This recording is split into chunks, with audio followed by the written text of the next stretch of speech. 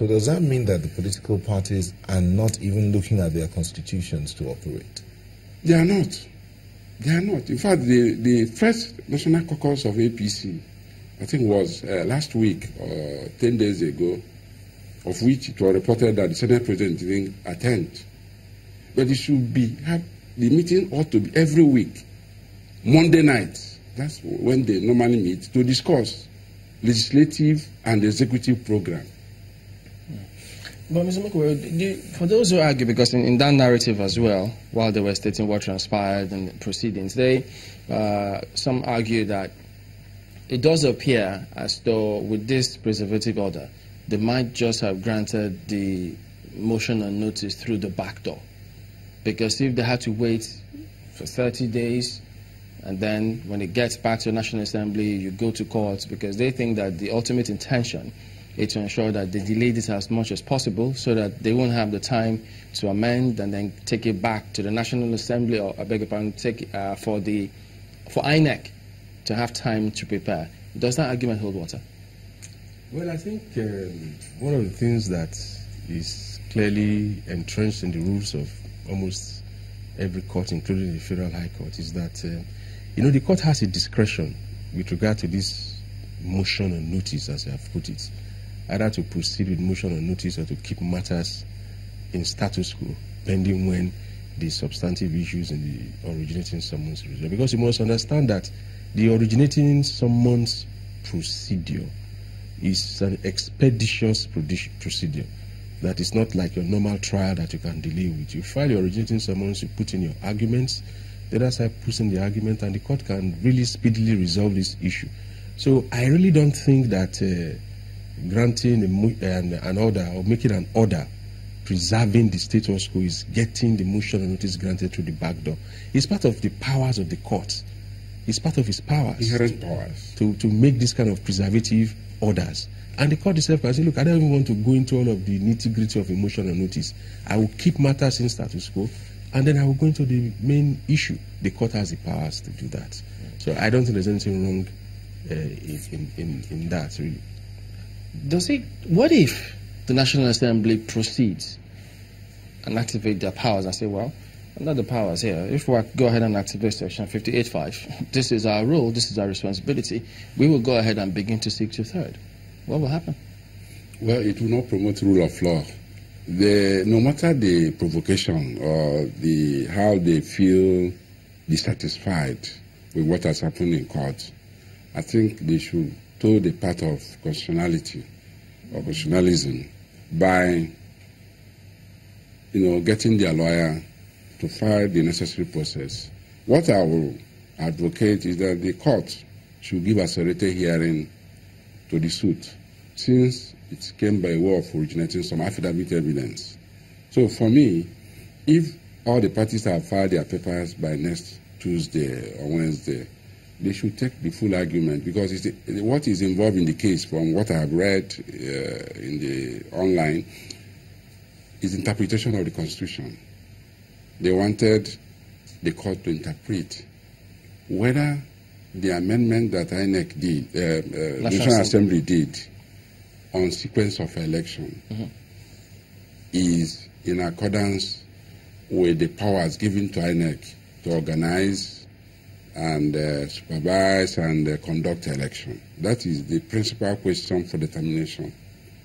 So I think the court can give a decision on that one within 48 hours. Based on the argument presented. But did you see them also going back to court, because the order of elections happens to be one?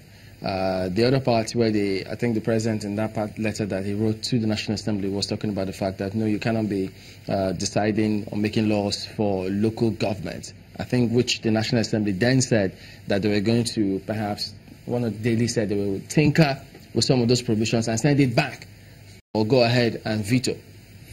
For me, that response is in order. If you look at the president's letter, there are positions he took there that are, well taken. They're on point.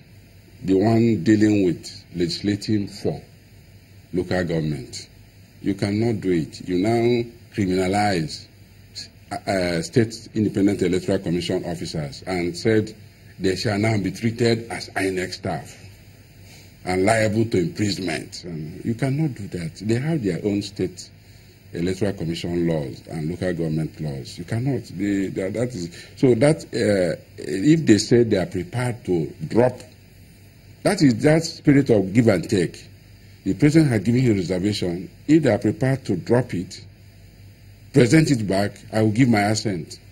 It's possible. It has happened during Jonathan's time. There were some provisions that he objected to. They removed it and gave it to him, and he signed. And that's why the constitutional amendment they are doing now has more than 50 alterations as a separate item, no longer bunched together. Yes, so that if you object to this one, the one that you like, you sign. What do you think about that part of the president's reasons for not assenting to that, where he talked about two crucial grounds on which elections may be challenged by a candidate being removed?